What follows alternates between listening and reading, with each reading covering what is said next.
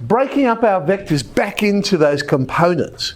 And we said we created the vector so we could just move one point to another in a diagonal direction. Sometimes it's actually more convenient to get them back to the, well, for want of a better word, the horizontal and the vertical component. So that introduces this idea of what we call unit vectors. And as the name suggests, it's simply a vector whose magnitude is 1, so a unit vector. Every vector, other than the zero vector, of course, which has no magnitude, but every vector has a corresponding unit vector. So a vector in the same direction, but has length 1. This is the notation we use. So not only do we put a tilde on the bottom to show it's a vector, but then we put a caret on the top to show it's a unit vector.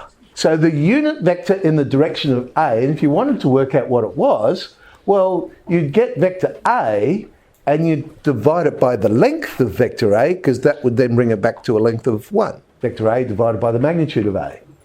So the magnitude of the unit vector is always equal to 1. Now there's two really special ones that we use a lot. Now, as I was saying, we could rewrite them in terms of components. The two special ones that are perpendicular. Another word for perpendicular, by the way, is orthogonal. They might use the term, the vectors are orthogonal.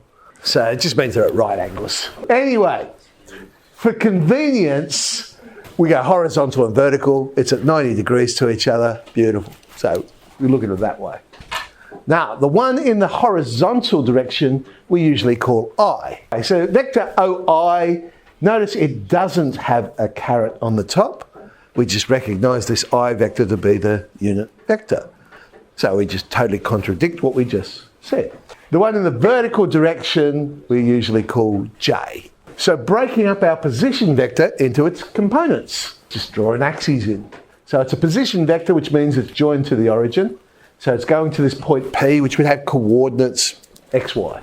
So this is the vector U, but I could rewrite it as this way. So U is, well, OP, that's the position vector. I could write it as, well, it's the point P, x, y. Very rare would we write a vector like that, though, because it gets too confusing then. Am I talking about the point or am I talking about the vector? Column vector is probably more common. So we put it in a column and the x value goes on top, the y value goes on the bottom. Or we write it as its components. So if you think about it, x would be a scalar because it's just the distance, the x value, times the unit vector in the I direction. So it changes the length of it to be whatever x is. And similarly with the y. Again, notice the importance of we put the tilde under the I to say this is the vector. The x is just a pronumeral, so that's the scalar. If I wanted to find the magnitude of the vector then, I could use Pythagoras. So square root of x squared plus y squared. Or if you prefer, the distance formula for number plane. Same thing. The direction. Now, just like we saw with trig, we always measure the angle to the positive x-axis. So that direction, theta, which of course we could work out, it would be the inverse tan of y over x, whatever that happens to be. So equal vectors then. Equal vectors will always have the same magnitude and direction. So there's our position vector. But I could move it there. It's still the same vector. I can put it there. It's still the same vector. So this is the beauty of using vectors. I can move them around, but they retain their length and they retain their direction. So it doesn't matter where I put it, it's still the same vector. It becomes a displacement vector rather than a position vector. To work out what the position vector is of any of those displacement vectors, head minus tail will always tell us. Head minus tail. So let's just say A and B are those 2 points there. Then AB is the vector 3, 4.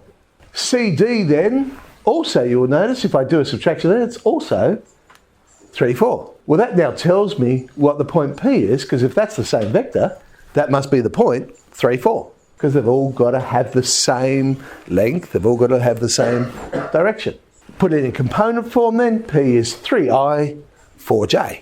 The unit vector in the P direction then would become 3/5 I and 4/5 j. Just add that little bit on.